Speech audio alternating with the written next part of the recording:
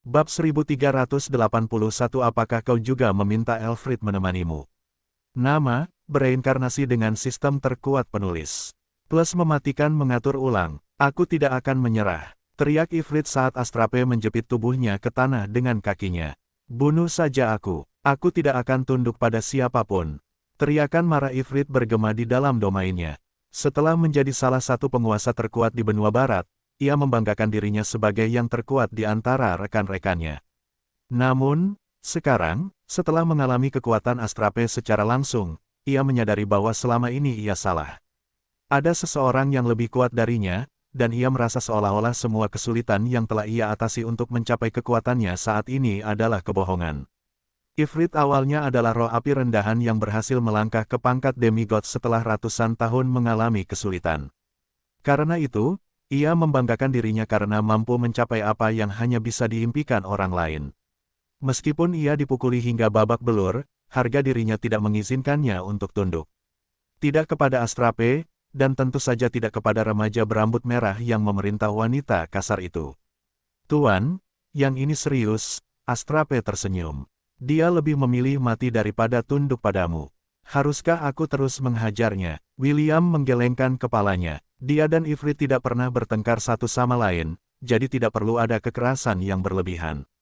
Meski begitu, dia tidak berencana untuk pergi dengan tangan kosong, jadi dia memerintahkan Astrape dan Bronte untuk mengikat demigod api dengan belenggu yang terbuat dari petir.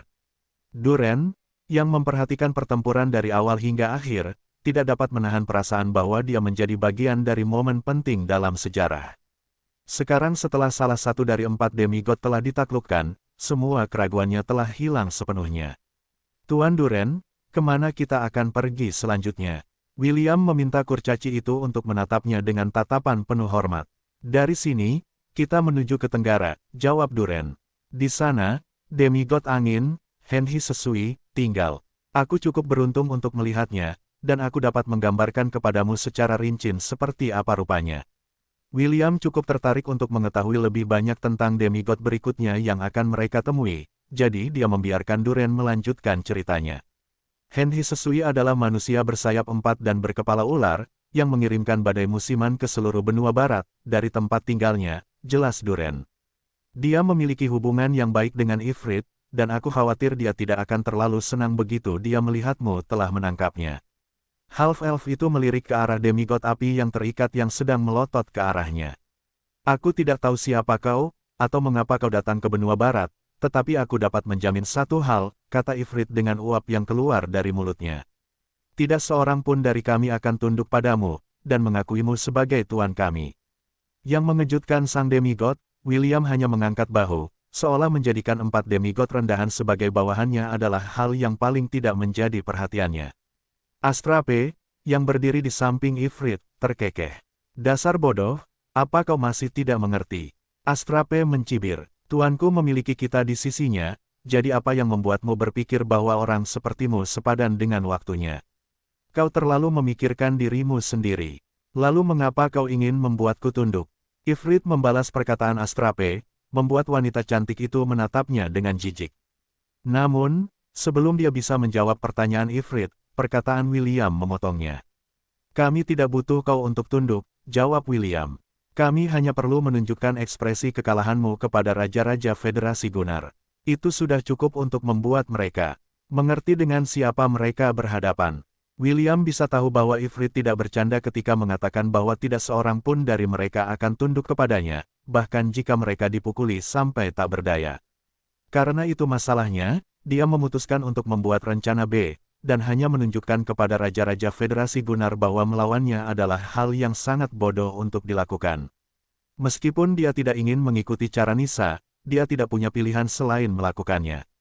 Semakin cepat dia membuat semua orang menyadari bahwa menentangnya adalah langkah yang buruk, semakin cepat dia bisa membahas hal-hal penting tanpa diabaikan. Nissa bahkan telah memberitahunya sebelum dia pergi bahwa, jika para raja menentangnya, dia harus memilih pengemis acak di jalan dan menobatkan mereka sebagai raja kerajaan yang baru. Dengan begitu, para raja lainnya akan mengerti bahwa half-elf tidak peduli siapa yang duduk di atas tahta negara-negara yang tergabung dalam Federasi Gunnar, selama keinginannya diikuti tanpa pertanyaan. Tentu saja, William tidak ingin mengikuti jalan ini. Jika memungkinkan, dia ingin bekerja sama dengan para raja negara-negara di benua barat. Jika dia gagal, dia akan memerintahkan Nissa untuk mengambil alih. Karena si cantik bercadar itu ahli dalam mengotori tangannya, half-elf itu akan membiarkan profesional menangani pekerjaan yang tidak mampu dia lakukan. Beberapa jam kemudian, kapal terbang itu tiba di pegunungan tempat angin kencang bertiup tanpa henti. Jika bukan karena fakta bahwa beberapa dewa semu berada di kapal terbang itu untuk melindunginya, kapal terbang itu pasti sudah lama tertiup angin kencang, yang menghalangi jalan masuk mereka ke wilayah Henhisesu. Siapa kau, dan apa yang kau inginkan dariku? Sebuah suara berwibawa menyebar di sekitarnya, membuat Maple dan Cinnamon melihat sekeliling, mencoba mencari pemilik suara itu. Namaku William von Ainsworth, dan aku datang untuk memintamu menemaniku sebentar, kata William. Jangan khawatir, aku tidak bermaksud menyakitimu, menemanimu, tanya suara itu dengan nada sarkasme. Apakah kamu juga meminta Ifrit untuk menemanimu? Hanya dengan melihat Dewa Api, cukup mudah untuk melihat bahwa dia tidak datang dengan sukarela bersama half-elf dan rombongannya. Aku tidak bertanya padanya, jawab William. Dia menyerang kita atas inisiatifnya sendiri dan mengancam akan menghancurkan kapal terbang kita. Karena itu yang terjadi, kami menggunakan pertahanan diri dan memastikan untuk menghajarnya habis-habisan. Petik 2. Petik 2. Pemilik suara itu tidak dapat memberikan argumen terhadap pernyataan half-elf itu karena dia juga dapat membayangkan bagaimana Ifrit akan bereaksi jika seseorang memasuki domainnya.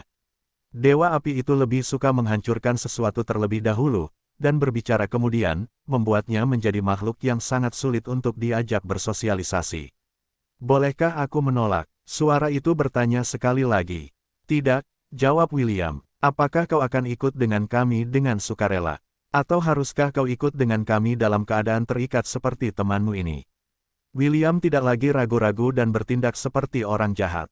Jika bersikap baik tidak akan berhasil maka dia akan menggunakan cara lain untuk mencapai tujuannya. Beberapa menit keheningan berlalu, half-elf itu hanya menyilangkan lengan di dada sambil menunggu dengan sabar sang demigod untuk mengambil keputusan. Optimus telah menemukan lokasi Henhisesu, jadi saat yang terakhir mencoba melarikan diri, dia akan pergi dan menangkapnya secara langsung. Setelah menjadi sasaran cahaya suci Paus, kekuatan William tetap berada di puncak pangkat demigod, yang memungkinkannya untuk setara dengan Dewa Semu.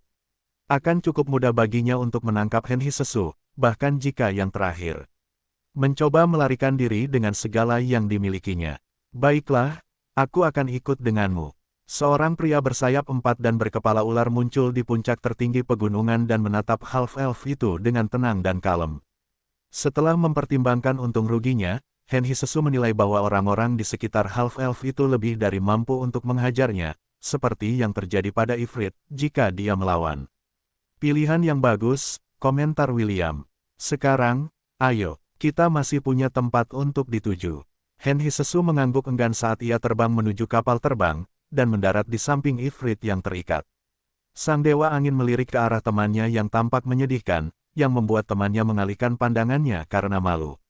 Sekarang 2 dari 4 dewa sudah berada di tangan William, satu-satunya hal yang perlu ia lakukan adalah menemukan 2 dewa yang tersisa, dan menjelaskan mengapa peri half itu membutuhkan kerja sama mereka. Remaja berambut merah itu percaya bahwa setelah mengetahui kebenaran, keempat dewa tidak akan lagi melawannya, dan bahkan mungkin mengambil inisiatif untuk memastikan bahwa semua Raja Federasi Gunnar menanggapi kata-katanya dengan serius. Siapakah demigod berikutnya yang akan kita tangkap? Astrape bertanya kepada Duren dengan penuh semangat.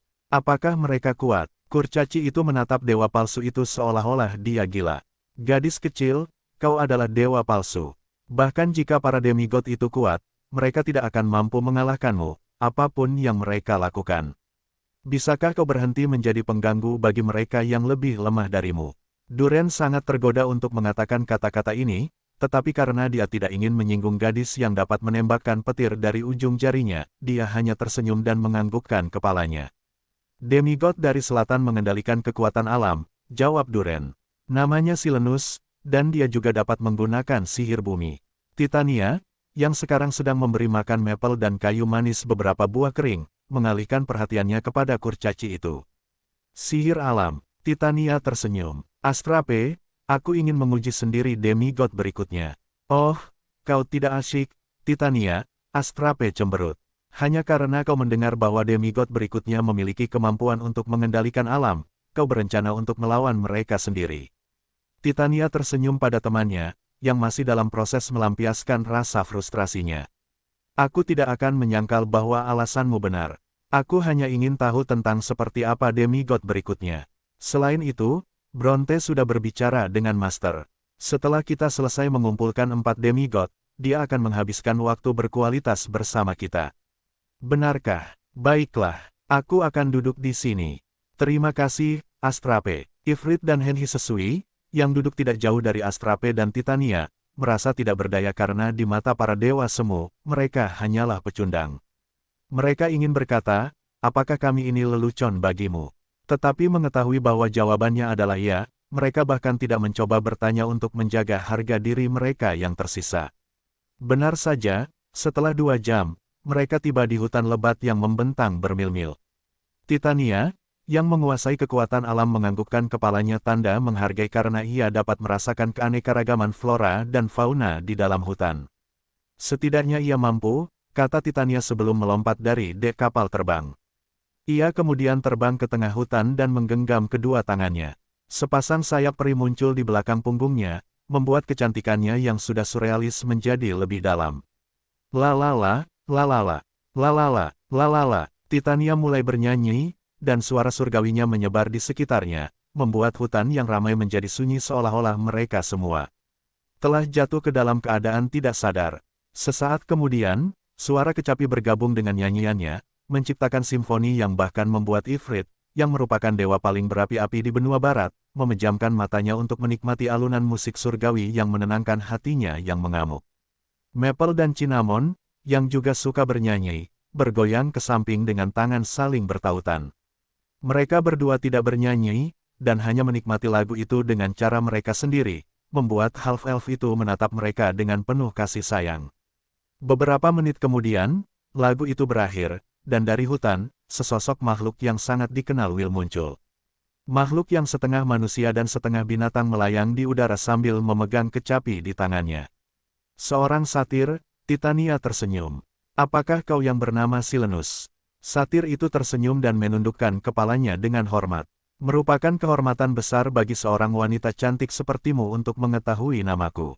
Bolehkah aku tahu alasanmu datang mengunjungi tempat tinggalku yang sederhana? Seperti yang diharapkan dari rasmu, kau adalah pembicara yang sangat manis, jawab Titania dengan geli. Saya khawatir saya tidak datang ke sini hanya untuk bersenang-senang. Bencana besar akan segera terjadi di dunia ini dalam beberapa tahun, dan saya butuh bantuan Anda untuk meyakinkan manusia dan ras lain untuk bersatu di bawah satu panji untuk melawan mereka. Silenus merenung sambil menatap peri cantik di depannya. Nona, apakah Anda mengatakan bahwa ada makhluk yang tidak dapat Anda kalahkan? Tanya Silenus. Seseorang seperti Anda yang telah melampaui ambang batas demigod dapat membuat dunia mematuhi perintah Anda. Mengapa Anda membutuhkan bantuan dari demigod yang rendah hati ini, serta bantuan makhluk fana yang mirip semut di bawah kaki Anda? Titania menggelengkan kepalanya seolah-olah membantah kata-kata Silenus. Sekuat apapun saya, itu tidak cukup untuk membalikkan keadaan pertempuran, jawab Titania. Yang akan kita hadapi adalah penjajah dari Void, yang dipimpin oleh 3 dewa penghancur. Tujuan utama mereka adalah menghancurkan dunia ini, serta semua kehidupan di dalamnya.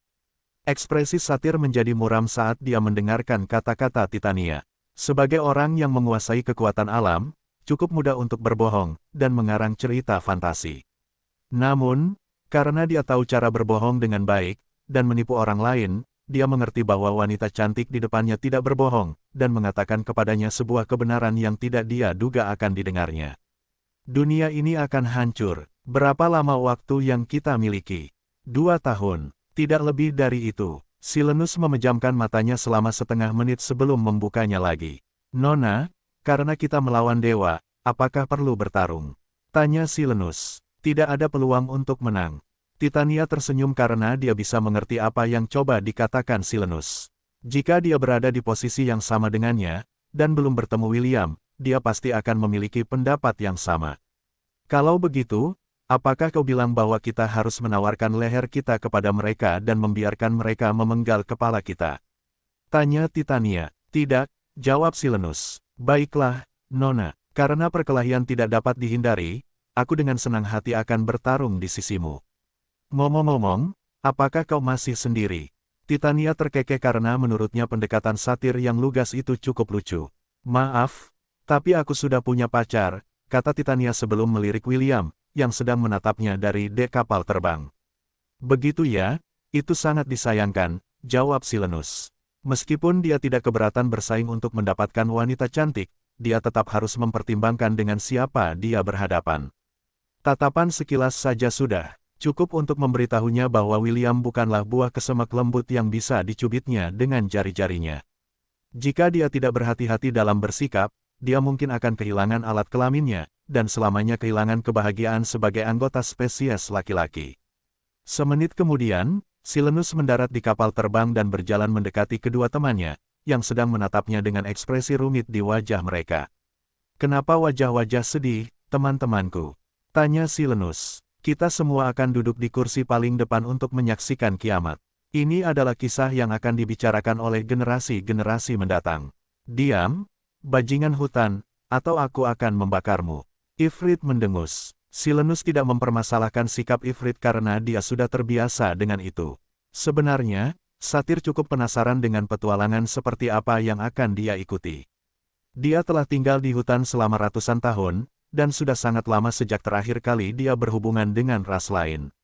Jika dunia benar-benar akan kiamat, aku mungkin akan menikmatinya selagi masih ada. Silenus tersenyum saat kapal terbang itu sekali lagi terbang di langit, menuju ke barat, tempat demigod terakhir dari benua barat dapat ditemukan 1 jam berlalu. 2 jam berlalu, 5 jam berlalu, Astrape dan Bronte, yang telah mengunjungi semua danau di sekitarnya, keduanya memiliki ekspresi kesal di wajah mereka. Demigod terakhir, yang bernama Nabia, yang memiliki kekuatan untuk mengendalikan elemen air dan menguasai sungai dan danau di benua barat, tidak dapat ditemukan. Dengan Astrape dan Bronte yang memperluas indera mereka jauh dan luas, mereka masih tidak dapat menemukan Dewa Air, yang rumahnya terletak di tempat yang disebut Persatuan Sungai dan Danau. Itu adalah wilayah yang luas di mana beberapa danau, dikelilingi oleh sungai, dapat ditemukan. Setelah mengunjungi setiap danau dan memindai setiap sungai di domain, mereka akhirnya menyadari bahwa demigod mungkin telah meninggalkan wilayahnya, mengetahui bahwa mereka akan datang. Ini tidak mengejutkan, kata Silenus, yang sedang memakan apel di dek kapal terbang. Nabia adalah seorang peramal. Dia mungkin telah meramalkan kedatanganmu ke setiap demigod di benua barat dan melarikan diri sebelum kau sampai di rumahnya. Dia mungkin berpikir bahwa kalian juga akan menangkapnya. Ifrit dan Henhi Sesui setuju dengan pernyataan Silenus tentang kenalan mereka. Di antara mereka berempat, Nabia adalah yang paling berhati-hati, dan tidak akan bertarung dalam pertempuran yang tidak mungkin dimenangkannya. Ifrit, yang telah menderita di tangan Astrape, merasa cukup baik saat ini.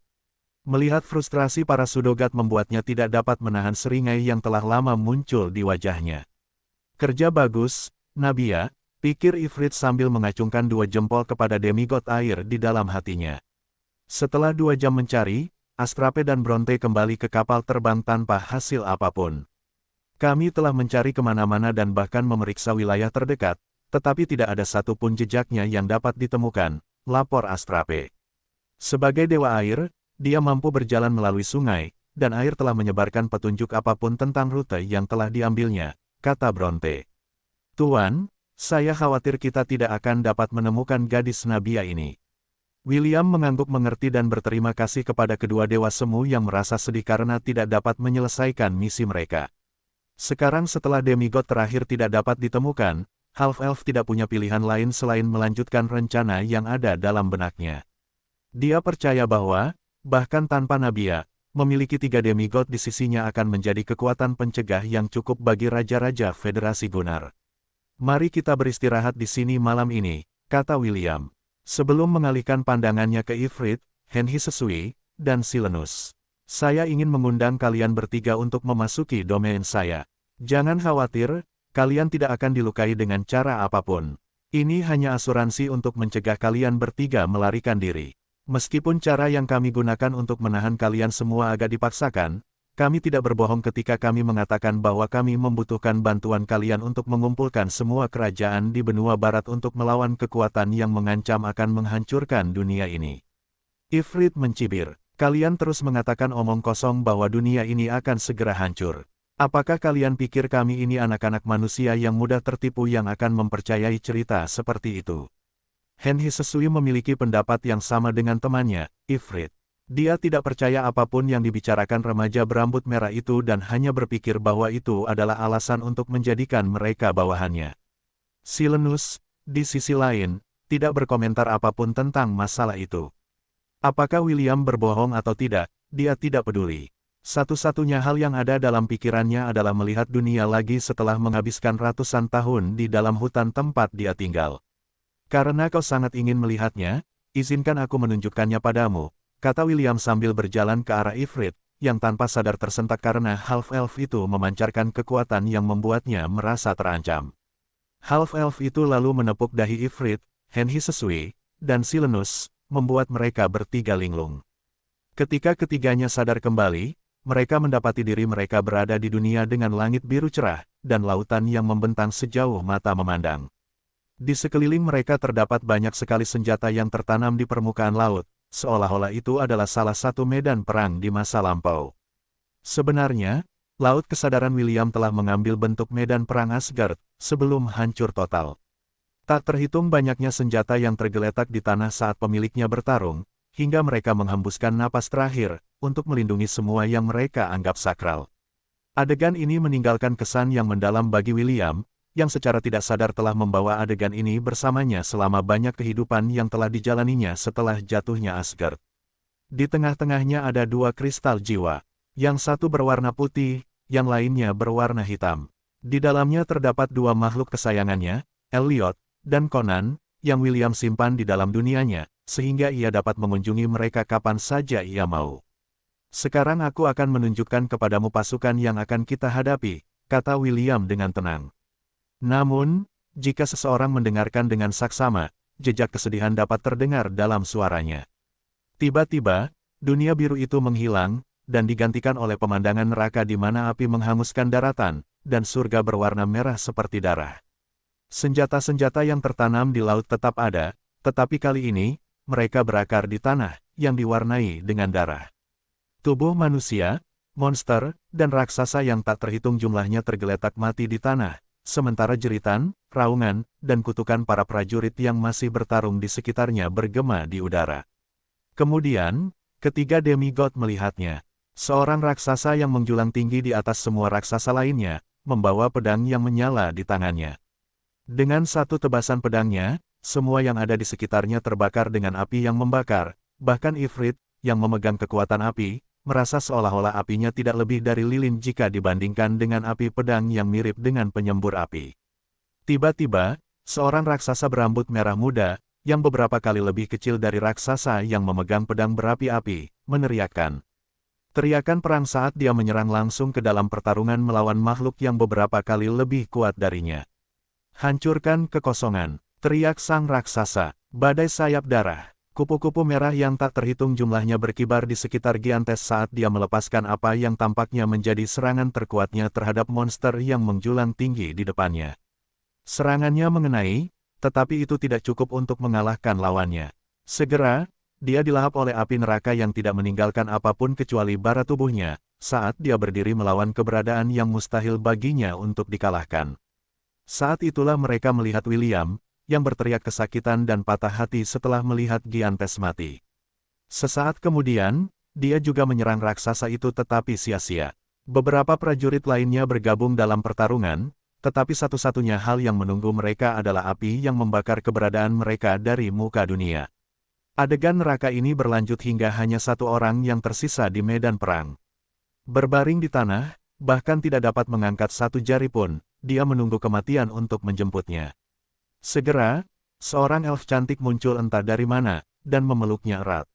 Silenus, yang merupakan pencinta keindahan, tidak dapat menahan tangisnya saat melihat pemandangan ini karena ia tersentuh oleh luapan perasaan sang peri yang datang untuk memeluk Einherjar berambut perak, untuk terakhir kalinya, sebelum ia dan dia dibakar menjadi abu oleh raksasa yang memimpin pasukan kehancuran.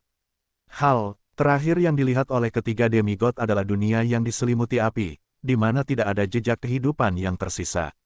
Mereka ingin berkata dalam hati bahwa semua yang mereka lihat hanyalah ilusi, pemandangan yang dibuat dari keinginan remaja berambut merah yang ingin mereka menuruti keinginannya. Namun, emosi mentah yang mereka rasakan saat menyaksikan pertempuran itu berlangsung, tetap ada di hati mereka. Ini adalah sesuatu yang tidak bisa dipalsukan.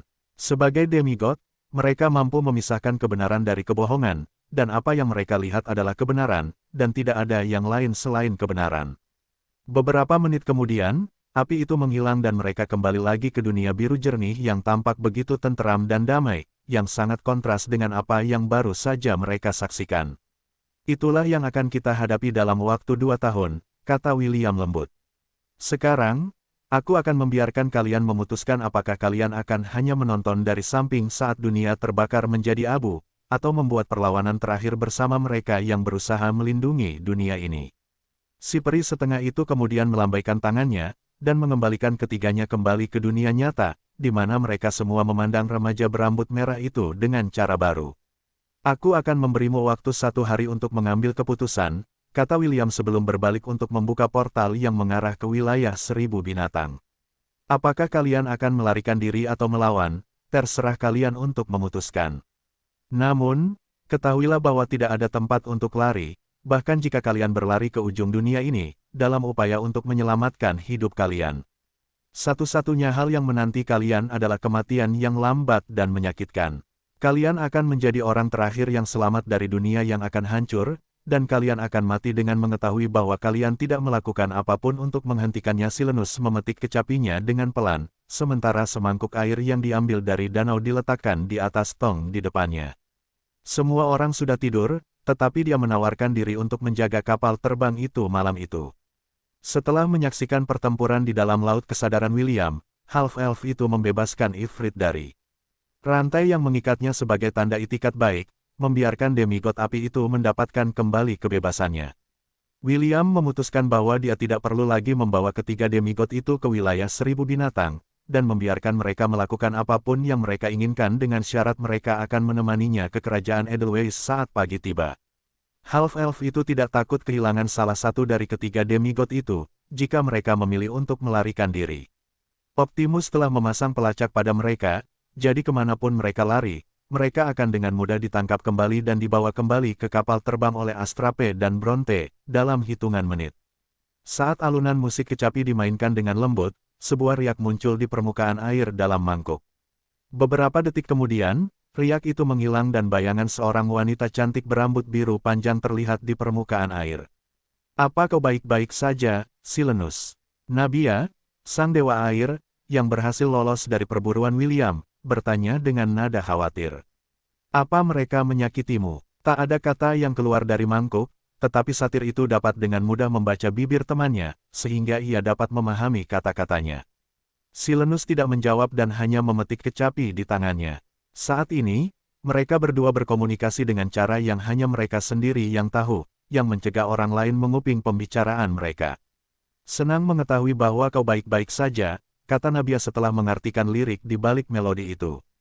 Jadi, apa alasan mereka menangkap kalian semua? Suara kecapi itu kembali dimainkan, sehingga Silenus dapat menceritakan kisah William, menggunakan not-not musiknya. Raksasa, pasukan penghancur, Nabia mengerutkan kening. Apa hubungannya itu dengan kita? Sekali lagi, Silenus menjawab melalui musiknya, membuat kerutan di wajah demigod berambut biru itu semakin dalam. Apakah kau benar-benar percaya ceritanya? Apa, kau akan pergi ke kerajaan Edelweiss besok? Cara yang sangat berbelit-belit. Karena dia sudah memiliki cara untuk membuat kalian bertiga tunduk, tidak bisakah mereka langsung pergi ke Federasi Gunnar dan mengancam para raja itu dengan para dewa semu di bawah komandonya? Mengapa dia harus membuat semuanya menjadi rumit? Senyum pahit muncul di bibir Silenus saat dia terus memainkan kecapinya. Sekarang setelah dia menyaksikan kekuatan angkatan darat yang akan turun ke dunia mereka dalam waktu 2 tahun, dia memutuskan bahwa melarikan diri tidak akan mengubah apapun. Karena itulah yang terjadi, ia akan bertarung dengan kemampuan terbaiknya, sehingga ketika dunia hancur, ia bisa mati dengan mengetahui bahwa ia telah melakukan yang terbaik hingga akhir. Silenus adalah seorang pecinta, bukan seorang petarung. Namun, ia merasa bahwa berjuang demi seluruh dunia adalah sesuatu yang sangat romantis, dengan caranya sendiri. Sebagai seseorang yang mengejar cinta dan kebahagiaan, itu adalah usaha yang menakutkan namun memuaskan, yang dapat membuatnya bangga ketika tirai ditutup setelah penampilannya di dunia ini berakhir. Menit demi menit berlalu, dan Nabia juga berhenti berbicara. Ia hanya menatap temannya dengan ekspresi ragu, seolah mencoba mencari tahu apakah ia telah dicuci otaknya atau tidak. Aku tidak akan muncul dan tetap bersembunyi, kata Nabia setelah beberapa menit berlalu. Jaga dirimu, teman lama. Jika ada kesempatan untuk bertemu, mari kita bertemu lagi. Setelah mengucapkan selamat tinggal, sosok demigod berambut biru itu menghilang dari permukaan air. Silenus mendesah, tetapi ia sekali lagi memetik kecapinya untuk memainkan lagu lain. Saat ini, dia terlalu sibuk untuk tidur, jadi dia hanya memainkan lagu pengantar tidur, sehingga mereka yang ingin beristirahat akan mendapati diri mereka dipeluk oleh tidur. Sebelum mereka sempat mengerti apa yang menimpa mereka. Tanda pisah tanda hubung tanda hubung tanda hubung tanda hubung tanda hubung tanda hubung. Benua Tengah. Nisa duduk di singgasana tempat paus biasa duduk di Istana Cahaya. Di depannya, ratusan cermin bundar melayang di udara, memperlihatkan wajah berbagai penguasa dan orang-orang berpengaruh di benua tengah. Baiklah, aku tahu semua orang sibuk, jadi jangan buang-buang waktu, iya. Kata Nisa sambil tersenyum. Aku tahu sebagian besar dari kalian penasaran tentang mengapa aku meminta konferensi, dan dengan alasan yang bagus. Sayangnya, aku memanggil kalian semua ke sini untuk menyampaikan kabar baik dan buruk.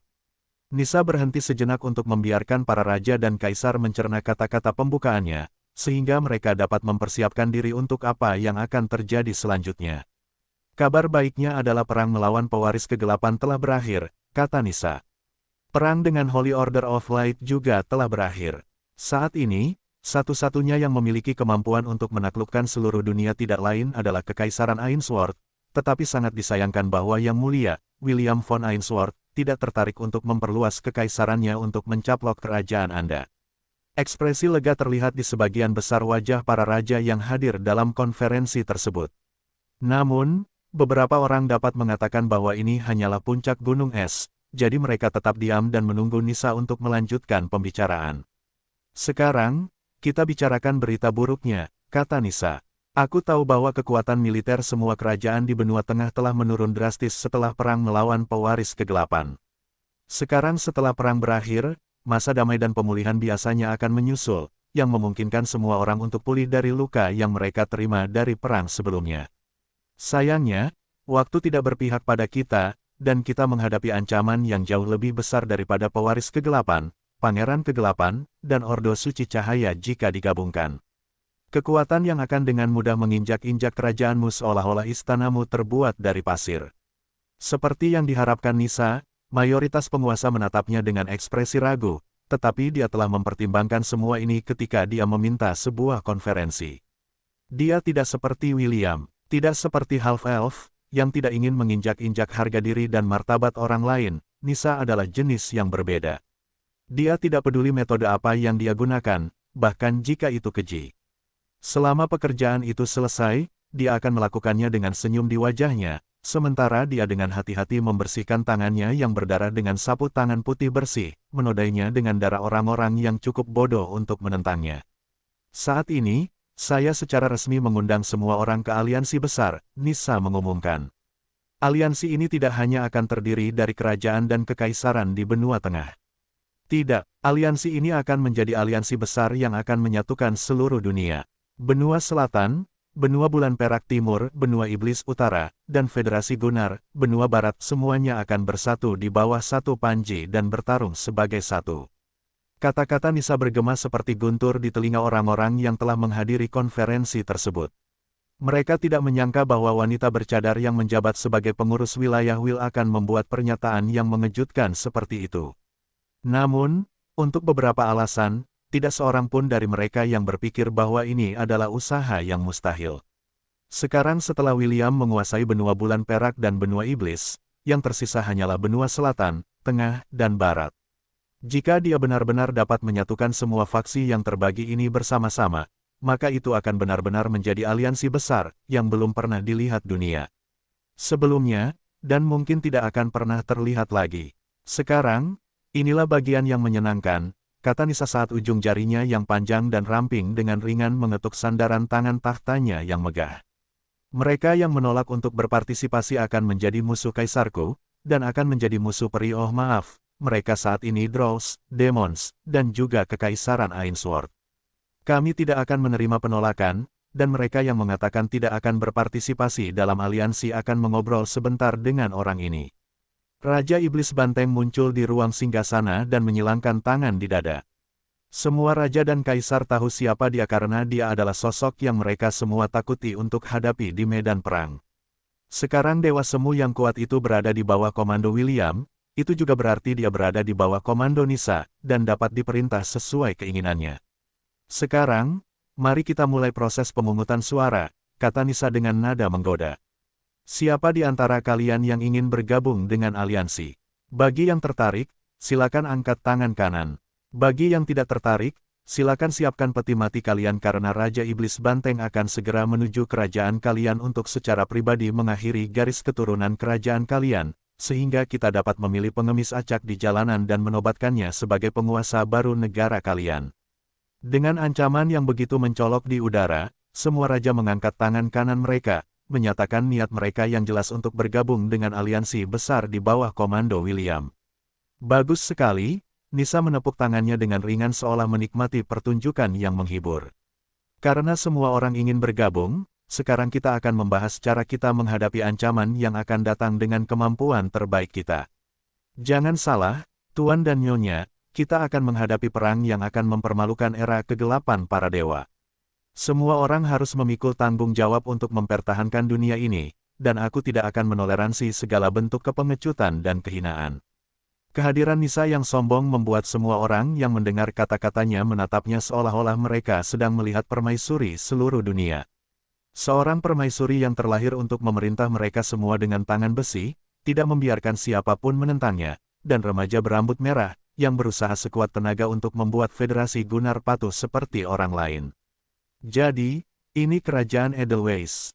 Will tersenyum saat melihat kerajaan yang dikelilingi pulau-pulau terapung, dengan air terjun yang jatuh dari ketinggian ratusan meter, menciptakan beberapa pelangi, memperlihatkan pemandangan indah yang langsung diambil dari buku dongeng. Ya, kata Epemera dengan bangga. Selamat datang di Edelweiss, salah satu dari 3 kerajaan yang tetap berdiri di benua barat selama 2 milenium. Duren mendengus. Jika kerajaan Edelweiss telah berdiri di benua barat selama 2 milenium maka kerajaan Kurcaci Beldaral telah berdiri selama 4 milenium terakhir. Namun, kurcaci itu tidak menyuarakan pikiran ini karena Epemera telah dengan jelas menyatakan bahwa kerajaannya hanyalah satu dari 3 kerajaan yang tetap berdiri di benua barat selama ribuan tahun terakhir. Biasanya, kerajaan dan kekaisaran bangkit dan jatuh karena perang terus-menerus yang dilancarkan untuk memperluas wilayah mereka. Beberapa penguasa memiliki visi agung untuk menjadi satu-satunya penakluk sejati di bawah langit, dan menyatukan seluruh benua di bawah panji mereka, menjadikan mereka satu-satunya penguasa sejati di negeri itu. Sayangnya, tidak ada yang berhasil melakukan ini di masa lalu. Itu hanyalah siklus tak berujung dari kerajaan yang bangkit dan runtuh, melahirkan kerajaan baru, dan mereka yang kalah dalam. Perebutan kekuasaan menjadi tidak lebih dari debu di angin, dan tidak ada yang mengingat nama mereka. Kapal terbang itu memperlambat kecepatannya dan perlahan mendekati kerajaan Edelweiss yang indah, dengan mayoritas wanita. William melihat pemandangan ini dari dek kapal mereka. Aku sangat iri, kata Silenus ketika dia melihat lebih dari 20 wanita muda dan cantik di dek kapal. Dia tidak bisa menahan rasa iri karena dia telah menilai setiap gadis di sekitar Half-Elf, dan tidak ada satupun dari mereka yang berada di bawah 9 dari 10 pada skala kecantikan pribadinya. Bahkan anak-anak kecil seperti Medusa, Erinis, dan Cherry, menerima skor tinggi karena, meskipun mereka masih muda, mereka semua adalah gadis cantik yang menjanjikan yang dapat menggulingkan seluruh negara dalam beberapa tahun. Tuan, bisakah kita pergi jalan-jalan nanti? Medusa bertanya sambil menunjuk salah satu pulau terapung di kejauhan. Aku ingin bermain di sana. Aku juga, Cherry, yang sudah sangat dekat dengan kedua teman bermainnya, Medusa dan Erinis, juga mengangkat tangannya. Aku juga ingin pergi. Aku akan pergi bersama mereka juga, jawab Erinis. Hanya untuk berjaga-jaga jika mereka mendapat masalah. Di antara ketiga gadis kecil itu, Erinis adalah yang paling bijaksana, jadi half-elf itu berpikir bahwa tidak apa-apa jika mereka semua pergi bersama. Namun, karena ketiga gadis itu sangat menggemaskan, dia takut mereka akan menarik banyak lalat, yang akan melayang di atas mereka, sementara mereka menjelajah sendiri. Baiklah, tetapi kalian bertiga tidak akan pergi sendiri tanpa pendamping, jawab William setelah merenung sejenak. Titania, tolong jaga anak-anak kecil itu. Kau ingin aku menjaga mereka. Titania mengangkat sebelah alisnya ke arah half-elf yang telah mendorong ketiga anak pembuat onar itu kepadanya. Ya, William mengangguk. Aku khawatir dengan mereka. Half-elf itu tahu bahwa jika Titania pergi bersama Medusa, Cherry, dan Erinis, ketiga gadis itu akan aman bahkan jika seluruh pasukan kerajaan Edelweiss mencoba menghalangi kesenangan mereka. Baiklah, Titania dengan enggan menerima perannya sebagai pengasuh. Tetapi, kau harus memberiku hadiah yang pantas nanti. Baiklah, bagus. Ingat kata-katamu, Tuan. William tersenyum karena dia sudah tahu apa yang diinginkan Titania darinya. Sebenarnya, dia tahu bahwa Ratu Peri juga ingin menjelajahi kerajaan Edelweiss, jadi dia memutuskan untuk menyuruhnya menjaga ketiga gadis itu agar dia punya alasan untuk jalan-jalan. Saat mereka mendekati pulau-pulau tengah, ratusan Griffon terbang dan menuju ke arah mereka. Ini adalah pasukan udara kerajaan Edelweiss yang melindungi ibu kota mereka, Nifale. Berhenti. Kapal terbangmu tidak memiliki panji federasi, salah satu Griffon Reader berteriak sambil mengarahkan tunggangan terbangnya untuk melayang di samping kapal terbang itu. Jika kamu memasuki wilayah udara kami tanpa menyatakan afiliasimu, kami akan memulai serangan terhadap kapal terbangmu. Kapten Batalion Griffon adalah seorang pria berusia awal 40-an, dan bekas luka terlihat di sisi wajahnya. Jelas, dia adalah seorang veteran di medan perang, dan pembela tanah airnya yang gigih. Dia bahkan tidak berkedip setelah melihat banyak wanita cantik di dek kapal terbang itu. Baginya, kecantikan sudah cukup untuk membingungkan pikiran para pemuda, tetapi bagi orang-orang seperti dia yang telah melihat banyak kematian selama hidupnya, itu bukanlah sesuatu yang dapat menggerakkan hatinya. Sebelum William sempat menyebutkan namanya dan mengumumkan afiliasinya, sebuah bola api raksasa melesat ke arah kapten, membuat kapten segera mendesak tunggangan terbangnya untuk menghindar. Untungnya, bola api itu tidak bergerak terlalu cepat, jadi Griffon itu mampu menghindarinya di menit-menit terakhir. Semenit kemudian, sebuah ledakan dahsyat bergema di sekitarnya saat bola api raksasa itu meledak di udara. Sebelum William dan Griffon Riders sempat bereaksi terhadap apa yang terjadi, sebuah suara yang mendominasi terdengar di telinga semua orang. Siapa yang berani menghalangi jalanku? Ifrit bertanya saat dia melayang di atas kapal terbang dengan seluruh tubuhnya terbakar dalam api yang terang. Apakah kalian manusia menumbuhkan sepasang bola saat aku tidur di domainku? Untuk berpikir bahwa aku, Ifrit, akan dilarang pergi kemanapun yang aku mau. Apakah kalian serangga yang ingin mati? Para Griffon Reader, yang akhirnya mengenali makhluk yang berbicara kepada mereka, semuanya memasang ekspresi muram di wajah mereka. Keempat dewa dari benua barat semuanya adalah kaum tak tersentuh. Siapapun yang berani mengganggu mereka akan mati dengan cepat, atau menderita siksaan hidup yang panjang dan sangat menyakitkan. Ifrit, jangan terlalu menakuti mereka, kata Silenus sambil mengerutkan kening.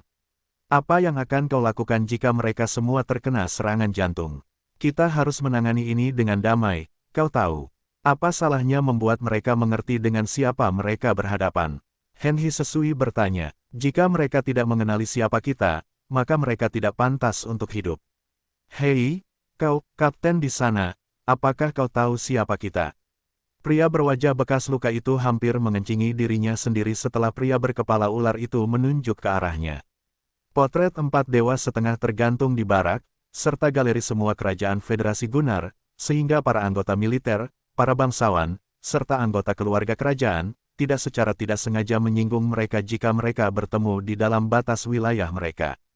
Namun, Kapten tidak menyangka bahwa bukan hanya satu, bukan dua, tetapi tiga dewa setengah tiba-tiba muncul di kerajaan mereka, dan itu membuatnya merasa seolah-olah dia terbangun di sisi ranjang yang salah ketika dia bangun pagi ini. Yang mulia, maafkan saya tidak langsung memperhatikan kalian semua. Kapten pengawal tersenyum, tetapi wajahnya sangat mengerut sehingga dia tampak seperti sedang menangis alih-alih tersenyum. Merupakan kehormatan bagi kami bahwa Ifrit Agung, Henhi Sesui yang mulia, dan Silenus yang baik hati, telah menghiasi kerajaan kami yang sederhana dengan kehadiran mereka. Tolong, izinkan saya untuk mengantar Anda, dan teman-teman Anda, ke ibu kota. Kapten kemudian melambaikan tangan pada anak buahnya, membuat mereka semua terbang ke samping, menyingkirkan dinding Griffon yang menghalangi jalan kapal terbang. Semua anak buahnya berkeringat dingin di dahi mereka karena mereka merasa seolah-olah telah diberi pengampunan kerajaan, dan mereka tidak lagi dalam bahaya dibunuh. Menghalangi jalan 3 demigod itu. Maaf, tapi aku tidak berencana untuk mati dalam waktu dekat. Apa, kita tidak melakukan pekerjaan kita dengan benar? Bagaimana kalau kau pergi dan bertanya kepada raja apakah dia punya nyali untuk menghentikan mereka? Tuan-tuan ini ingin hidup. William, yang tidak perlu lagi menyebutkan nama dan afiliasinya, menganggap situasi ini cukup lucu. Mendapatkan bantuan dari para demigod sekarang menunjukkan efeknya, memungkinkannya untuk memaksa jalan melalui rintangan yang menghalangi jalannya. Di bawah perlindungan ratusan Griffon, kapal terbang-terbang di atas ibu kota Nifale. Warga mengangkat kepala mereka untuk melihat prosesi besar itu, yang membuat mereka bertanya-tanya apakah seorang anggota keluarga kerajaan telah tiba setelah perjalanan mereka keluar dari domain mereka. Kalau saja mereka tahu bahwa 3 dewa setengah dewa yang terkenal dari benua barat saat ini berada di dek kapal terbang, kepanikan di seluruh kota mungkin akan terjadi, membuat semua orang kembali ke dalam rumah masing-masing, dan menutup pintu rapat-rapat, karena takut kalau salah satu dari penguasa yang kuat ini akan bersin dan menghapus kota mereka dari muka dunia saat kapal terbang itu semakin dekat dengan ibu kota Edelweiss. Sana memikirkan sesuatu yang lucu. Ephemera, jika ini seperti telenovela yang kutonton beberapa hari lalu, kau pasti akan menjadi putri Edelweiss yang dirahasiakan, kan? Sana bertanya, kau ingat acara TV berjudul The Kingdom? Acara itu punya alur yang sangat dalam, bukan? Imajinasimu memang hebat, Ephemera menyeringai setelah mendengar kata-kata Sana. Aku bukan putri Edelweiss, tapi memang benar aku sepupu jauh mereka. Oh, jadi itu artinya jika anggota keluarga kerajaan dimusnahkan, kau dan keluargamu bisa secara sah mengklaim tahta. Invidia, yang telah mengajari Sana keajaiban mode, berkomentar dari samping. Sudut bibir Ephemera berkedut karena dia tidak tahu apakah dia harus tertawa atau menangis mendengar komentar Invidia. Tolong, jangan bunuh mereka. Aku senang dengan kehidupanku saat ini, terima kasih.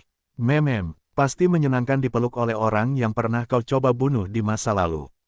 Kau benar-benar telah berkembang pesat, Ephemera. Terima kasih, Invidia. Ingatkan aku untuk tidak meminjamkanmu poin merit nanti untuk membantumu membeli pakaian yang kau incar. Invidia terkekeh sebelum memeluk Ephemera. Jangan seperti itu, sayang, kata Invidia. Ayo, transfer sebagian poin merit yang kau peroleh dari memerah susu William tadi malam. Aku berjanji akan menggunakannya dengan baik. Seolah-olah, Ephemera mencoba mendorong Lintah tak tahu malu yang berencana mengambil poin meritnya. Mereka yang tidak bekerja, tidak makan. Jika kau sangat menginginkan poin merit, biarkan Will memakanmu terlebih dahulu. Tapi dia selalu memakanku, kau tahu. Aku memberinya darah secara teratur. Itu bukan jenis makan yang kumaksud. Para anggota Seven Deadly Sins dan Seven Heavenly Virtues telah lama melupakan perbedaan mereka, dan sekarang berbicara satu sama lain seperti mereka adalah sahabat karib. Karena Lyra, Ephemera, Melody, dan sampai batas tertentu, Sana, sekarang adalah wanita William, wajar saja jika mereka semua akan cocok dengan kekasih half-elf lainnya. Faktanya, di antara para anggota Heavenly Virtues, hanya Audrey, Celeste, dan Cherry, yang masih belum menjadi bagian dari haremnya. Cherry masih muda, jadi itu bisa dimengerti. Adapun Audrey, saudara perempuannya perlahan-lahan mempersiapkannya untuk menghangatkan tempat tidur William menggunakan cara-cara halus yang akan membuatnya tidak dapat melarikan diri saat dia jatuh ke dalam perangkap mereka. Celeste, di sisi lain, adalah kasus khusus. Sebagai Virtue of Chastity, dia tidak bisa kehilangan keperawanannya karena dia juga akan kehilangan keilahiannya jika William mengambilnya darinya. Dia juga merupakan pengantin kegelapan William, yang dianggap lucu oleh semua orang. Bukankah mempelai pria akan merasa kasihan jika ia tidak dapat melakukan hubungan intim pada malam pernikahan mereka? Celeste lebih banyak mengurus urusannya sendiri dan tidak pernah menghubungi William kecuali benar-benar diperlukan. Mengetahui bahwa perang yang akan menentukan nasib dunia sudah dekat, Celeste sibuk melakukan penelitian tentang cara untuk mengubah keadaan pertempuran agar menguntungkan mereka. Beberapa menit kemudian, kapal terbang mendarat di pelabuhan Nivale, yang merupakan ibu kota kerajaan Edelweiss. William terkejut ketika karpet merah digelar di tanah, memberi mereka sambutan yang sangat meriah, layaknya anggota kerajaan. Secara teknis, ia memang seorang kerajaan karena ia adalah kaisar kekaisaran, tetapi half-elf itu sering melupakan fakta ini karena ia tidak pernah ingin menjadi seorang kerajaan sejak awal. Salam, tamu terhormat dari jauh, salah satu menteri kerajaan menyapa William begitu ia turun dari kapal terbang dan melangkah ke karpet merah.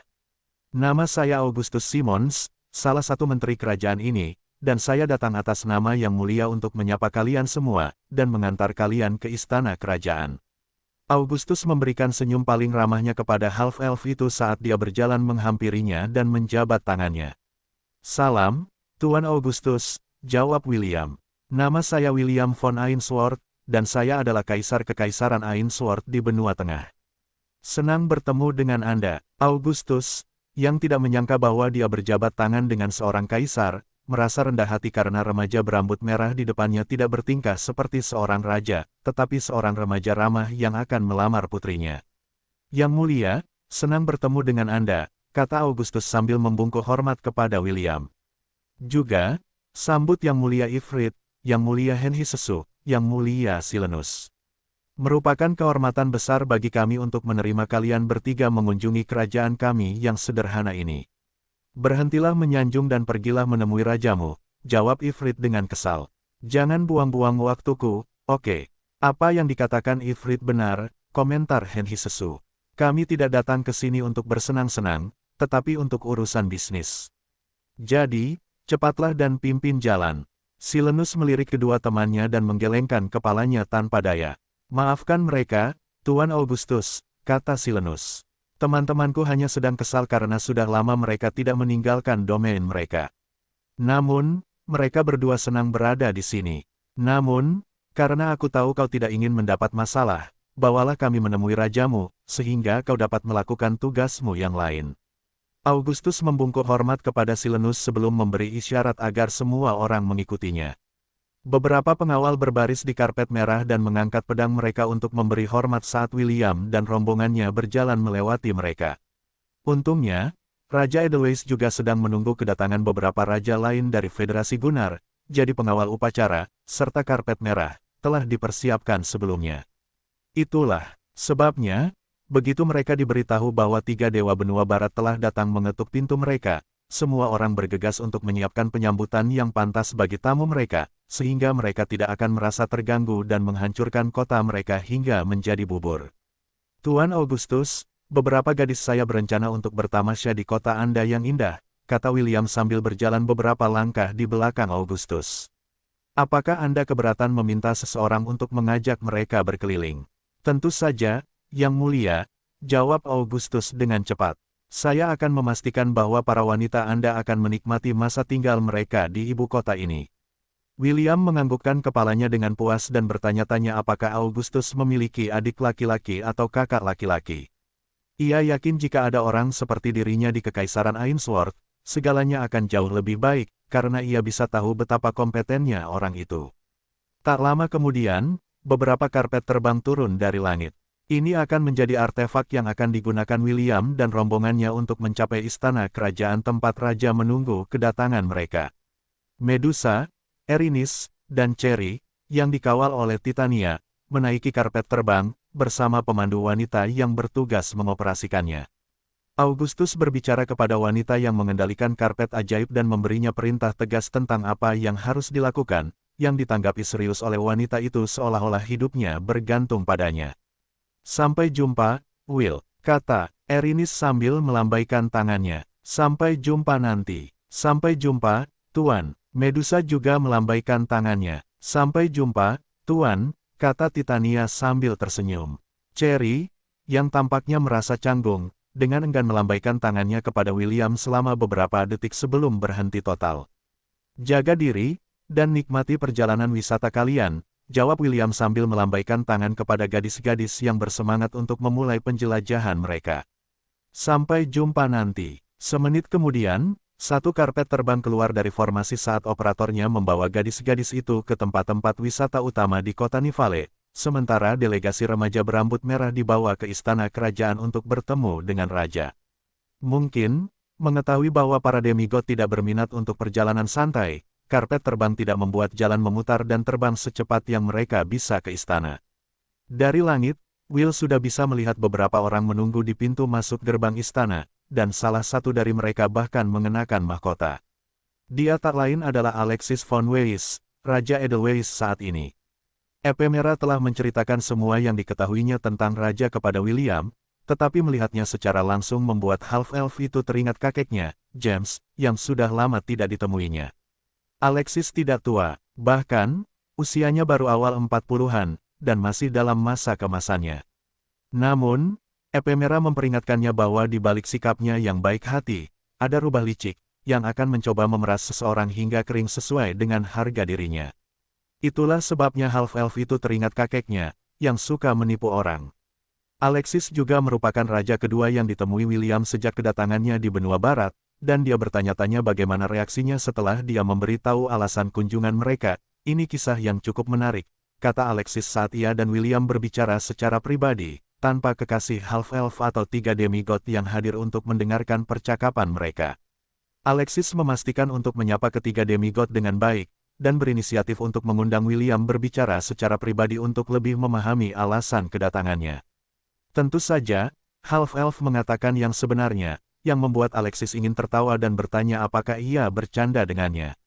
Namun, sebagai seseorang yang pernah bersekongkol melawan orang lain di masa lalu, ia dapat mengatakan bahwa half-elf tidak berbohong, yang membuatnya bertanya-tanya apakah ia harus memberinya keuntungan dari keraguan. Baiklah, anggap saja apa yang kau katakan padaku itu benar. Alexis tersenyum. Apakah kau berharap pasukan manusia akan melawan pasukan perkasa yang dipimpin oleh 3 dewa penghancur? Jika kau berada di tempatku, apa yang akan kau pikirkan? William menganggukkan kepalanya tanda mengerti sebelum memberikan jawabannya. Apa yang kau pikirkan? Dan apa yang kau katakan, mungkin adalah apa yang akan dipikirkan dan dikatakan oleh raja-raja lain dari Federasi Gunnar setelah mendengar ceritaku, jawab William. Tapi, itu tidak mengubah fakta bahwa mereka akan tiba dalam 2 tahun. Kau dapat memilih untuk menutup matamu, dan tidur, tetapi saat mereka mengetuk pintumu, tidur akan menjadi hal terakhir yang kau pikirkan. Alexis terkekeh karena ia dapat melihat bahwa William telah pasrah untuk diejek oleh raja-raja lain dari Federasi Gunnar setelah ia memberitahu mereka tentang alasannya mengunjungi wilayah mereka. Jadi, karena kau sudah percaya bahwa tidak seorang pun dari kami akan menganggapmu serius, kau memutuskan untuk meminta bantuan para demigod untuk membuktikan maksudmu, ya? Benar, Alexis meletakkan dagunya di atas kedua tangannya yang saling bertautan dan menatap half-elf itu dengan ekspresi serius di wajahnya. Tidak ada lagi jejak kegembiraan di matanya, hanya ekspresi serius yang pantas bagi seorang raja, yang akan membuat keputusan sulit yang akan menentukan nasib kerajaannya, yang bisa terlihat. Jadi, apa yang akan kau lakukan jika tidak ada dari kita yang ikut serta dalam aliansi besar milikmu ini? Alexis bertanya. Juga, apa alasanmu mengunjungiku terlebih dahulu? Apakah kau berencana untuk menghancurkan kerajaan kami jika aku menolak? Untuk menjadi contoh agar raja-raja lain dari Federasi Gunnar menganggapmu serius. William menggelengkan kepalanya, menghancurkan kerajaanmu akan terlalu berlebihan. Selain itu, aku tidak punya niat untuk memaksamu bergabung dengan aliansi besar. Oh, Alexis mengangkat alis setelah mendengar kata-kata William. Dia pikir half-elf akan memerintahkan para demigod untuk menghancurkan kerajaannya untuk menakut-nakuti para penguasa lain agar tunduk. Lalu, apa yang akan kau lakukan jika aku menolak? Tidak ada, aku akan berkemas dan kembali ke benua tengah, lalu memberitahu pelayanku bahwa aku gagal meyakinkan kalian. Hanya itu, Alexis bertanya. Dia tidak percaya bahwa half-elf benar-benar tidak akan menggunakan kekerasan untuk mendapatkan keinginannya. Jika dia mendapat dukungan dari para demigod di benua barat, dia akan dapat bergerak kemana saja tanpa hambatan, dan membuat para monark lainnya membungkuk untuk mencium kakinya. Ya, aku akan menyerahkan sisanya kepada stewardku, jawab William. Stewardmu, ya, orang yang sama yang menyarankan agar aku memusnahkan seluruh royal bloodline dari kerajaan-kerajaan yang menolak untuk bekerja sama dan memilih seorang pengemis acak di jalanan untuk menjadi raja barunya. Dia juga orang yang tidak gentar ketika harus memotong lengan dua Heavenly Virtues karena mereka mengganggunya. Meskipun itu akan menjadi metode yang tidak langsung, aku akan menyerahkan masalah ini padanya yang cakap. Sudut bibir Alexis berkedut setelah mendengar penjelasan William. Dia tidak menyangka bahwa Half-Elf akan mengalihkan tanggung jawab kepada orang lain, dan orang yang dipilihnya adalah seseorang yang tidak akan ragu untuk menempatkan penguasa boneka di atas takhta demi mendapatkan apa yang diinginkannya. Baiklah, mari kita bicarakan kerjasama yang kau inginkan. Alexis mendesah sebelum bersandar di kursinya. Apa yang kau inginkan dari kami?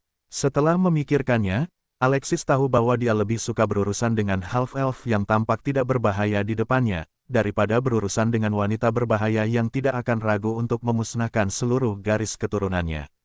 Tentara manusia akan menghadapi ancaman Myriad Beast, dan apapun yang di bawah pangkat itu, kata William.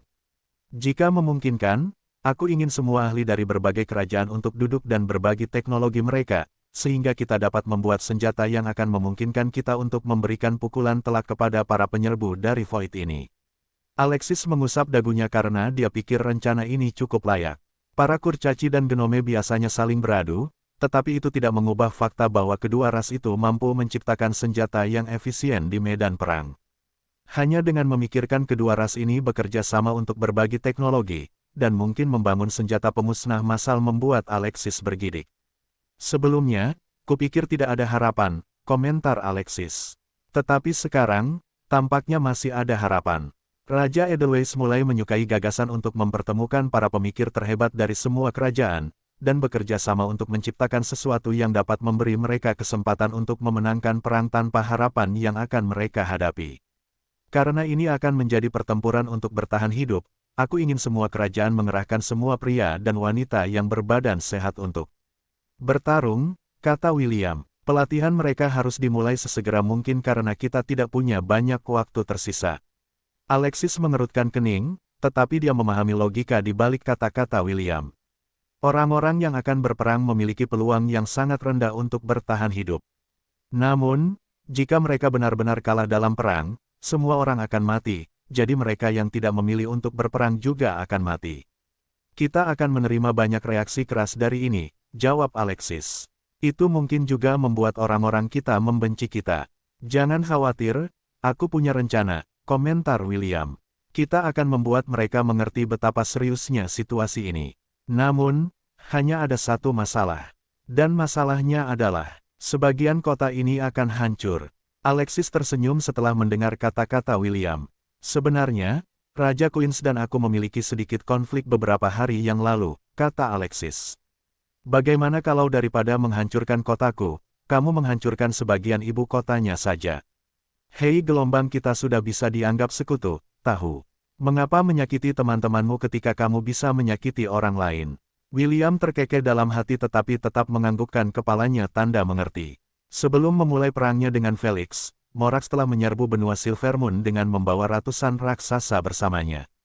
Ia telah menangkap para raksasa ini, dan menggunakan kekuatan kegelapan untuk merusak mereka agar menjadi budaknya. Beberapa raksasa ini adalah dari pangkat demigod, sementara yang lainnya adalah dari pangkat Myriad. Ada juga raksasa Sudogat, tetapi setelah mati, pangkatnya kembali ke tahap awal pangkat demigod. Meski begitu, seorang demigod tetaplah seorang demigod. Karena orang-orang tidak ingin percaya bahwa invasi raksasa itu nyata, ia akan mewujudkannya dan membuat mereka mengerti bahwa kedamaian pinjaman yang mereka nikmati, akan segera diinjak-injak oleh monster-monster menjulang tinggi yang terkunci di dalam Dungeon Atlantis. Sesaat kemudian, suara tawa bergema di dalam ruangan saat Alexis menyusun rencana yang dipikirkan dengan matang, yang akan membuat sahabat baiknya, Raja Queens, mengencingi jubahnya begitu ia melihat malapetaka yang akan menimpa kepalanya kerajaan Queens. Chiron, Raja Queens, sedang menyeruput segelas anggur di balkon istana kerajaannya.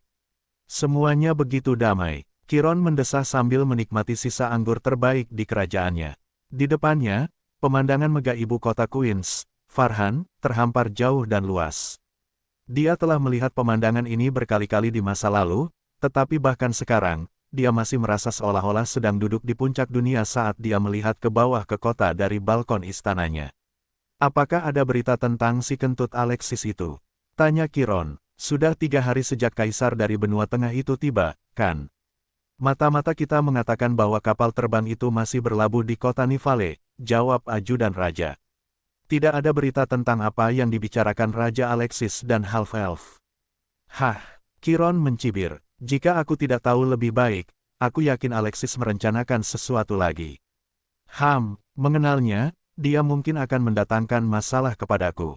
Chiron cukup kesal setelah mendengar berita bahwa Kaisar berambut merah pergi ke kerajaan Edelweiss bersama 3 demigod, Ifrit, Henhisesui, dan Silenus. Para demigod sangat jarang meninggalkan domain mereka, dan setiap kali mereka melakukannya, serangkaian kejadian malang akan menimpa kerajaan manapun yang mereka kunjungi. Namun, sudah 3 hari sejak Kaisar berambut merah tiba, dan kerajaan Edelweiss tetap damai. Chiron tersenyum lebar ketika mendengar bahwa 3 malapetaka telah tiba di kerajaan Edelweiss, tetapi suasana hatinya yang baik menghilang ketika tidak ada berita kehancuran yang sampai ke telinganya. Apa yang sedang dilakukan para demigod itu? Pikir Chiron. Tidak bisakah mereka melakukan sesuatu yang baik sekali saja dan menghancurkan ibu kota bajingan itu, Alexis?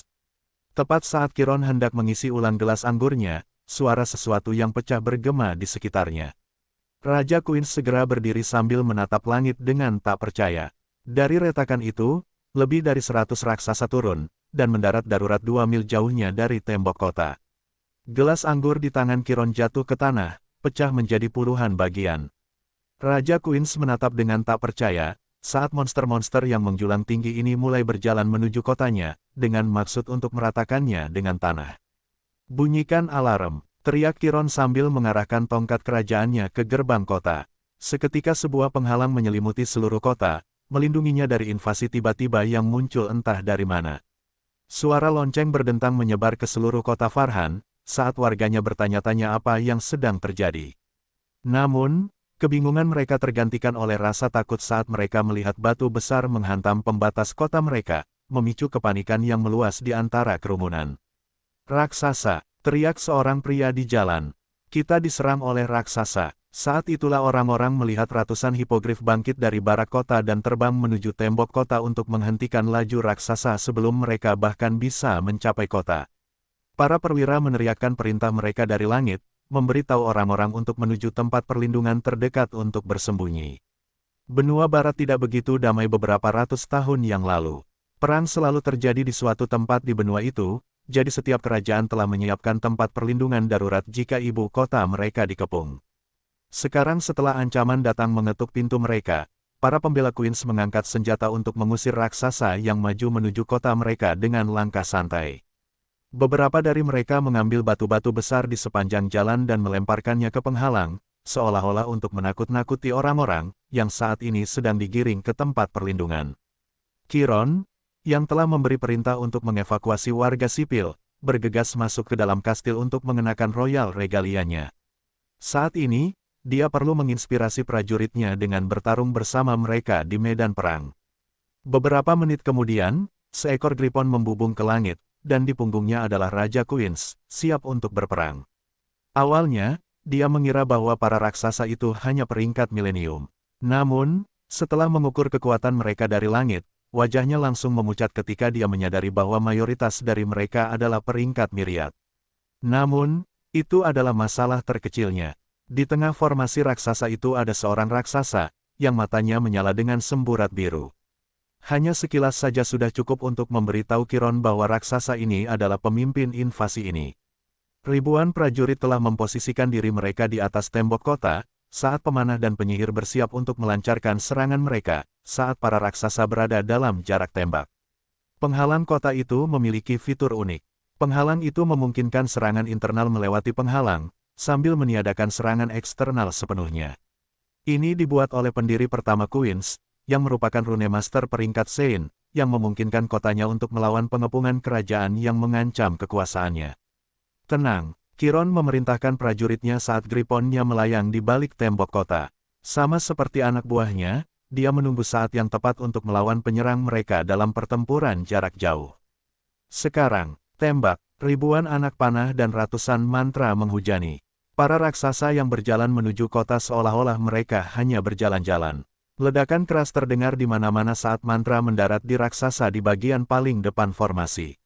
Asap hitam menghalangi pandangan semua orang, tetapi itu tidak menghalangi para pembela dan mereka terus melepaskan anak panah demi anak panah dan melemparkan mantra demi mantra. Berhenti, perintah Chiron, dan para prajuritnya juga berhenti menyerang. Raja Queens menyipitkan matanya saat dia menatap asap hitam tebal yang menghalangi pandangan semua orang. Dia ingin tahu apakah serangan yang tak terhitung jumlahnya itu menghancurkan lawan mereka, tetapi harapannya hancur ketika beberapa sosok melewati asap hitam, memegang pedang raksasa, kapak, dan tongkat perang. Wajah Chiron memucat ketika dia melihat wajah-wajah mencibir para raksasa yang sekarang mulai berlari menuju kota mereka, membuat tanah berguncang, dan hati para pembela bergetar.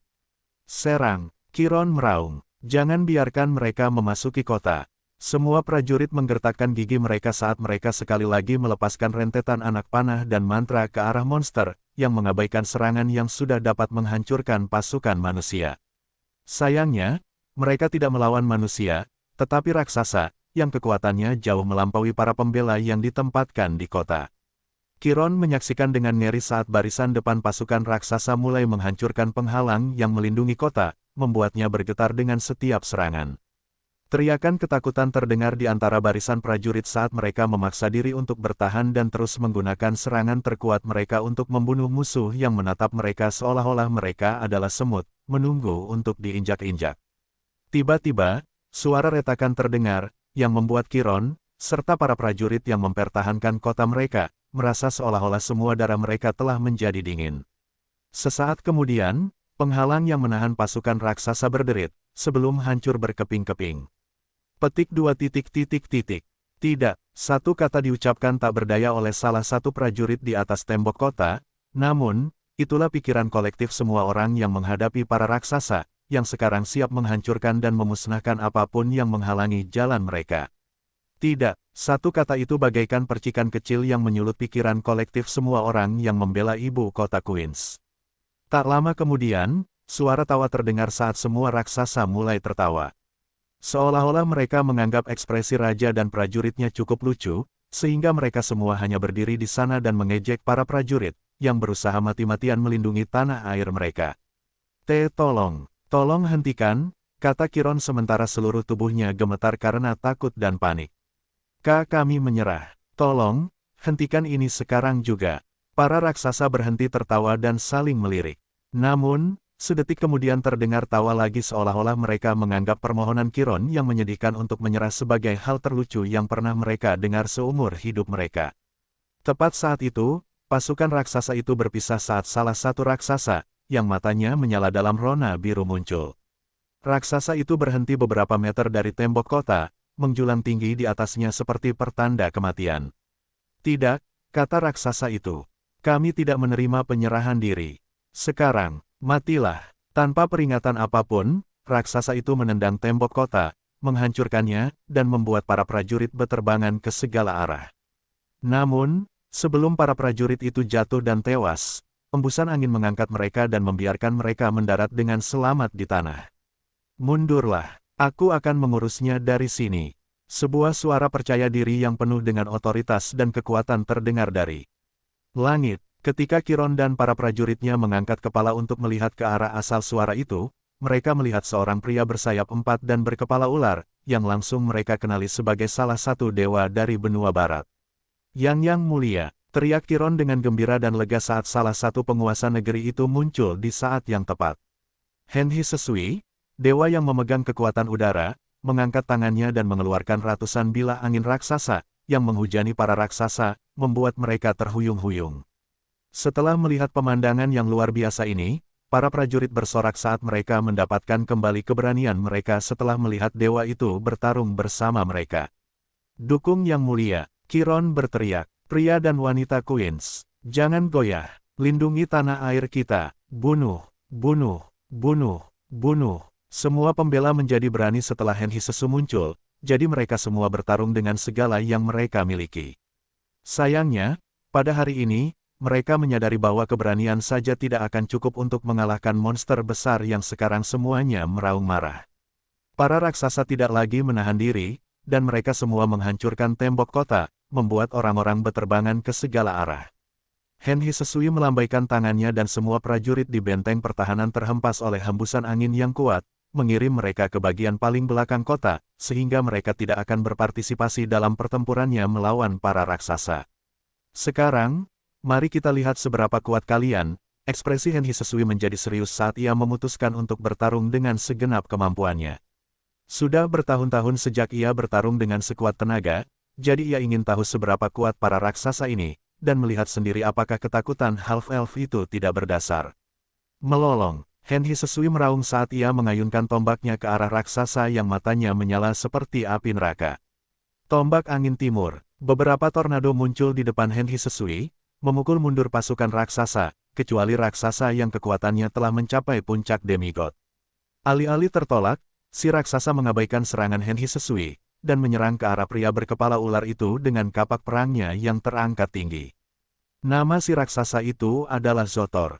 Dia adalah kapten dari kelompok pengintai raksasa yang datang bersama Morax ke Hestia untuk menghancurkannya. Zotor dulunya adalah dewa semu, tetapi dia terbunuh dalam pertempuran di benua bulan perak. Ketika William membangkitkannya dari kematian, pangkatnya turun ke puncak demigod, bukan dewa semu. Meski begitu, dia masih cukup kuat, yang memungkinkannya menahan tornado, dan menyerang demigod, yang dengan tenang melayang di atas kota. Udara itu sendiri tampak terkoyak saat Zotor mengayunkan kapaknya ke arah demigod berkepala ular itu. Terlalu lambat, kata Henhi Sesui, saat dia dengan gesit menghindar ke kanan, membiarkan serangan kapak itu melewatinya, atau begitulah yang dia pikirkan. Tepat saat kapak itu mulai melewati tubuhnya, Zotor menghentikan serangannya di tengah jalan dan mengayunkan kapaknya ke samping, menggunakan sisi datar bilahnya untuk mengenai tubuh Henhi Sesui, membuat demigod itu jatuh ke tanah, menghancurkan ratusan rumah di sepanjang jalan. Chiron, serta semua prajurit, menatap dengan tak percaya saat demigod yang mereka pikir adalah eksistensi terkuat di dunia, dengan santai ditepis ke samping seperti lalat oleh raksasa yang memiliki seringai terpampang di wajahnya yang mengerikan. Darah menetes dari sudut bibir Henhi Sesui saat dia menopang dirinya dari reruntuhan. Bajingan ini lebih kuat dari yang kuduga, pikir Henhi Sesui sambil menyeka darah yang keluar dari sudut bibirnya dan sekali lagi naik ke langit. Pertukaran pertama itu mengajarinya bahwa dia tidak boleh meremehkan lawannya dengan cara apapun, atau dia akan kalah dalam unjuk kekuatan. Jika half-elf itu benar-benar ingin menaklukkan benua barat, itu akan terlalu mudah. Henhi Sesui mulai menyadari bahwa William tidak benar-benar membutuhkan mereka untuk membuat seluruh federasi Gunnar bertekuk lutut, dan menyetujui aliansi besar. Yang perlu dilakukan half-elf adalah dengan santai membawa keluar para raksasa ini dari domain 1000 binatang, dan membiarkan mereka mendatangkan malapetaka di seluruh negeri, dan semua orang akan berlutut, memohon padanya untuk mengizinkan mereka bergabung di pihaknya. Namun, William tidak melakukan itu. Dia lebih suka membuat lelucon, untuk membuat para raja mengerti musuh seperti apa yang akan mereka hadapi di masa depan. Faktanya, pertempuran ini tidak hanya terjadi di kerajaan Queens. Itu terjadi di semua kerajaan yang termasuk dalam Federasi Gunnar, termasuk kerajaan Kurcaci Beldaral. Duren telah memberitahu Eldon, sesuai keinginan William, dan Raja Kurcaci itu secara mengejutkan menyetujui rencana half-elf itu. Namun, Eldon meminta agar para raksasa muncul di salah satu benteng terkuat kerajaan Kurcaci, alih-alih ibu kota mereka. Half-elf menyetujui rencana ini, dan mengirim sejumlah raksasa yang memadai ke setiap kerajaan, berjumlah lebih dari 100. Ketika Morax dan Zotor menyerang benua bulan perak, pasukan mereka terdiri dari lebih dari 1000 raksasa. 1 dewa puncak, 30 dewa, ratusan raksasa berperingkat segudang. Itulah kekuatan pasukan raksasa di bawah komando remaja berambut merah itu. Awalnya, dia berencana untuk menggunakan mereka melawan Felix ketika dia bertarung melawan mereka dalam perang. Namun, dia tidak pernah memiliki kesempatan untuk menggunakan mereka karena pasukan utamanya lebih dari cukup untuk mengalahkan lawan. Ini juga memungkinkan William untuk merahasiakan kehadiran mereka, yang memungkinkannya untuk sekarang menggunakan mereka secara maksimal. Saat ini, semua kerajaan diserang oleh ratusan raksasa, yang masing-masing dipimpin oleh 3 hingga 4 dewa. Henhi Sesui menyelimuti seluruh tubuhnya di dalam tornado raksasa, dan terbang lurus ke arah Zotor, yang bersiap menghadapi serangan terkuat lawannya. Sesaat kemudian, demigod berkepala ular itu sekali lagi menghantam kota, menghancurkan setiap bangunan yang ditabraknya, hingga berhenti total. Henhi Sesui tidak percaya bahwa lawannya berhasil menahan serangan terkuatnya, dan bahkan mampu melakukan serangan balik. Jika dia tahu bahwa Zotor adalah mantan Dewa Semu, dia mungkin akan mengutuk William dalam hati karena telah bertindak tidak sesuai dengan naskah, dan membuatnya tampak menyedihkan di depan orang-orang, yang mengira bahwa pahlawan mereka telah datang untuk menyelamatkan mereka kerajaan Venel. Ini bukan bagian dari naskah. Untung saja aku berhasil melindungi wajahku yang tampan, gumam Silenus sambil melempar rumah yang runtuh menimpa tubuhnya setelah salah satu raksasa melemparkannya ke udara dengan serangan telapak tangan. Aku seharusnya menjadi pangeran dalam baju sirah berkilau yang akan menyelamatkan sang putri dari raksasa tiran, tetapi ini terlalu berlebihan. Silenus saat ini sedang menghadapi 4 demigod, yang kini mulai mendatangkan malapetaka di sekeliling mereka.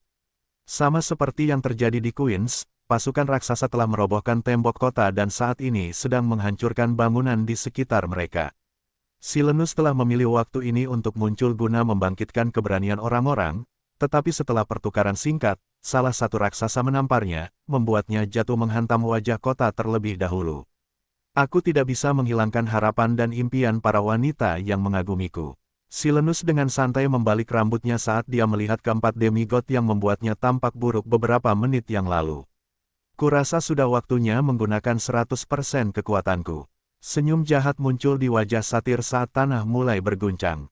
Ratusan tahun yang kuhabiskan dengan hidup damai telah menumpulkan kecakapan bertarungku, gerutu Silenus. Tetap saja, William mengatakan bahwa para raksasa yang akan kita hadapi jumlahnya jutaan, dan di antara jutaan itu ada ribuan demigod, dan ratusan pseudogod, masa depan tidak terlihat terlalu cerah.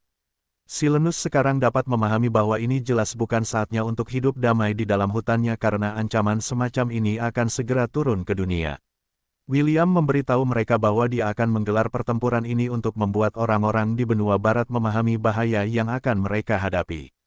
Dia kemudian memberitahu para demigod untuk mencoba dan menghentikan invasi yang direncanakan ini, dan melihat sendiri musuh seperti apa yang akan mereka hadapi di masa depan.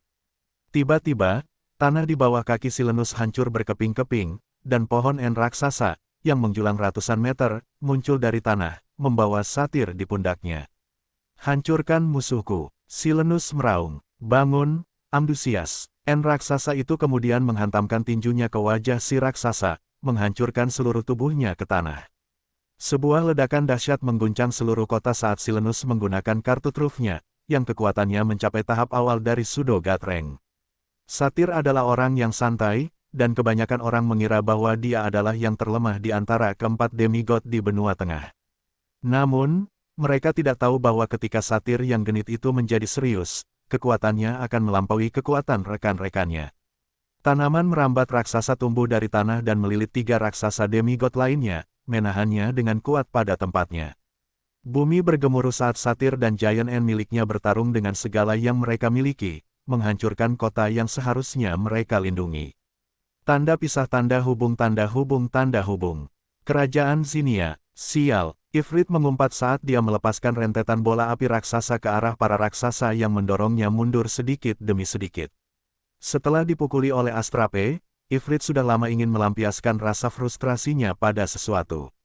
Itulah sebabnya, ketika William menyusun rencananya dengan bantuan Raja Edelweiss, demigod api berpikir bahwa ini adalah kesempatan yang baik untuk akhirnya melepaskan diri dan menunjukkan kepada Half-Elf bahwa dia tidak akan kalah jika itu adalah pertarungan melawan para demigod. Namun, bertentangan dengan apa yang dia harapkan, dia hanya melawan satu demigod dan dia benar-benar terdorong mundur.